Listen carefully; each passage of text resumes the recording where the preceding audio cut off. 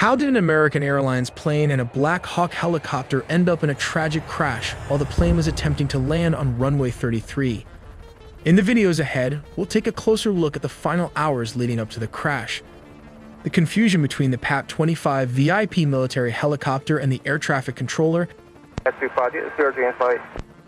and how the rescue operation is being carried out. More details all in the video ahead. The plane had departed from Wichita Dwight D. Eisenhower National Airport in Kansas earlier that evening. A PSA Airlines aircraft, operated under American Airlines and identified as Flight AA5342, collided midair with a military Black Hawk helicopter at approximately 9 p.m. on Wednesday, January 29, 2025. The tragic incident occurred as the plane was making its final approach toward Reagan Washington National Airport in Arlington, Virginia. American Airlines confirmed that 64 people were aboard the jet, 60 passengers and 4 crew members, while 3 soldiers were aboard the military helicopter. This plane's radio transponder stopped transmitting about 2,400 feet, which is around 730 meters short of the runway, roughly over the middle of the river. This has marked the first major U.S. commercial crash in more than 15 years. From an aerial perspective, it is evident that Flight AA5342 was approaching the airport from the south, descending over the scenic Potomac River. This area is known for its proximity to several iconic landmarks, such as the Pentagon, located nearby in Pentagon City. To the north, one can spot the striking dome of the United States Capitol building, a symbol of American democracy. The Potomac River, which encircles the airport and much of Arlington, serves as a natural boundary and offers breathtaking views for arriving flights. However, this area is also densely trafficked, both by air and on the ground, adding to the complexity of air traffic management in the region.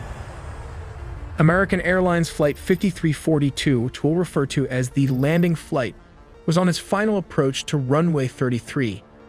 At this stage, called short final, the aircraft was mere moments from landing, flying at an altitude of about 400 feet. This is the most critical phase of landing, where every second counts and pilots are laser-focused on safely bringing the plane down. At the same time, an Army Black Hawk helicopter, identified as PAT-25, was reportedly on a possible training flight. It was flying perpendicular to the flight path of Flight 5342, following the course of the Potomac River. The Potomac River is a designated flight corridor for helicopters, and it's common to see aircraft like this operating in the area. The key difference between the two aircraft in this scenario was their operating rules. The Black Hawk helicopter, PAT-25, was flying under visual flight rules. This means it was required to rely on visual observation of its surroundings to avoid other aircraft. The landing flight 5342 was operating under instrument flight rules, which give it priority over VFR flights in controlled airspace. This system assumes that VFR aircraft will actively maintain visual separation to avoid conflicts. Moments before the collision, the air traffic control tower at Ronald Reagan Washington National Airport called PAT-25 to confirm whether they had the other aircraft in sight. PAT-25 responded that they did. At first glance, this seems like an acknowledgement that they were aware of Flight 5342's presence and were taking steps to avoid it. However, it now seems likely that PAT-25 had mistakenly identified a different aircraft, possibly a departing flight from the same airport, and believed that was the other aircraft referred to by the tower. Tragically, PAT-25 may not have realized that Flight 5342 was descending directly into its path. This misidentification could have led to the Black Hawk failing to adjust its course in time to avoid a collision. Although I'm not a pilot, this is what appears to have happened based on the available information. It's a heartbreaking incident that raises questions about how such misunderstandings can occur and what safety measures can prevent them in the future. If you have more insight or expertise, please feel free to share your thoughts in the comments. The passenger plane broke into multiple pieces and sank several feet into the river. Meanwhile, the helicopter ended up landing upside down on the water. Regarding the rescue mission, the main challenge is access. The water they're working in is about 8 feet deep, which is roughly 2.5 meters. On top of that, the conditions are tough. There's strong wind, chunks of ice floating around, which obstructs rescue workers. We also have audio from air traffic control that has been published online, capturing the moments as the two aircraft approach each other. In the recording, we can hear a conversation. It appears to involve the air traffic controller, with P standing for priority air transport, the helicopter, and CRJ referring to the passenger plane. The response seems to come from a helicopter, but something goes terribly wrong. The two aircraft continue to move closer to each other until they crash, and there was no response from the other side. This long-shot video, recorded by the Kennedy Center cam, seems to show two aircraft, a helicopter and a commercial airliner, colliding, creating a huge flash. If you take a close-up shot, you can clearly see the Black Hawk helicopter traveling at an alarmingly high speed directly towards the plane, a moment of impending danger captured in stark detail. According to reports, the situation unfolded due to apparent confusion on the part of the Black Hawk pilot. He was seemingly unaware of the presence of a second aircraft in the vicinity, which ultimately led to a critical misjudgment. When the flight controller radioed in, asking if the pilot had identified Flight 5342, the pilot confidently confirmed that he had visual contact. However, the plane he was referring to wasn't Flight 5342, it was a completely different aircraft flying above his position. This misidentification proved costly. The pilot, certain he was operating safely, continued his course. Tragically, he ended up flying directly into the path of an oncoming aircraft. The sequence of events highlights the immense complexity and risks of aviation, where even small communication errors or lapses in situational awareness can lead to dangerous, life-threatening outcomes. Let's take a look at a different case scenario of a Jeju Air Flight 2216. This South Korean airline was granted permission to land from the south on runway 1 northward. But control tower cautions against bird activity, so the aircraft made a slight deviation in flight path.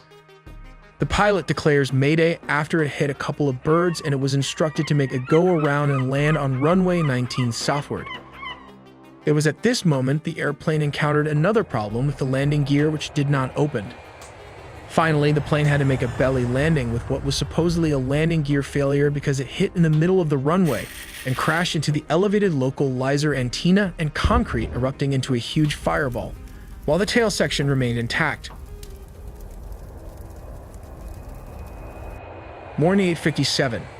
A TC broadcasts a cautionary advisory about bird activity in the vicinity of the airport. 8:59. The pilot of Flight 7C2216 reports a bird strike, declares an emergency with repeated, "This is what he said, Mayday, Mayday, Mayday," calls and notifies a TC with the message, bird strike, go around." Just 1 minute after the bird strike at 9 o'clock.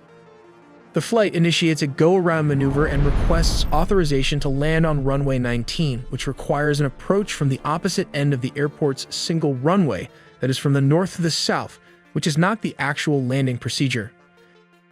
Usually then land from the south to the north. 9:01 in the morning, a TC clears the aircraft to land on runway 19, 9:02 local time. The aircraft touches down on the runway approximately 1,200 meters, which translates to 3,940 feet from the threshold of the 2,800 meter.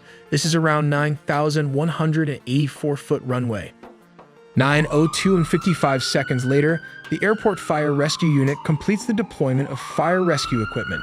9:03 Flight 7C2216 overshoots the runway and crashes into a hill-like structure beyond the runway's end, which later on we came to know that it hit the localizer antenna and its adjacent concrete embankment. And finally, we have a missile attack plane crash. At 10:43 a.m. Kazakh time, which is Russia's Rostov Air Traffic Control Center, received a signal indicating that the crew had decided to divert the flight to Aktau due to adverse weather conditions in Baku and Makhachkala, a city in Russia's Dagestan region. At 10:53 a.m., the Rostov flight director informed Aktau's flight manager that an oxygen tank in the passenger cabin had exploded. This explosion reportedly caused passengers to lose consciousness, prompting the crew to request immediate medical assistance upon landing. Emergency teams were swiftly mobilized at Aktau Airport in preparation for the aircraft's arrival. At 11:02 a.m., the pilots made contact with Aktau Airport's air traffic control tower. Despite their efforts, the crew faced significant challenges during their descent. They attempted to land twice but were unable to maintain altitude or stabilize the aircraft. Tragically, at 11:28 a.m., contact with the crew was lost, and moments later, the plane crashed to the ground. This means the plane was hit between 10:30 to 10:53 a.m. Kazakh time by the Russian anti-air defense system. In this scenario, the plane is flying at a significantly higher altitude, rendering the cannons ineffective. Consequently, the system opts to deploy a missile as the optimal weapon for engagement. The missile is launched vertically from its sealed canister. It uses its advanced onboard guidance system to navigate with precision towards the designated target. As the missile approaches, its onboard sensors continue to track the civilian aircraft, which in this case is tragically identified as an Azerbaijani civilian aircraft. The missile carries a 25-kilogram high-explosive warhead. Upon reaching the target, the warhead detonates, releasing an intense explosion. The explosion occurs near the side of the aircraft, causing catastrophic damage to its tail section. The resultant shrapnel penetrates the fuselage, inflicting severe internal structural damage. This devastating impact destabilizes the aircraft, leading to an uncontrollable descent. The severely damaged plane crashes near Wichita Airport, resulting in a tragic loss of life and a devastating outcome for all those on board. We make original videos from scratch, so please do subscribe and hit the notification bell for more videos.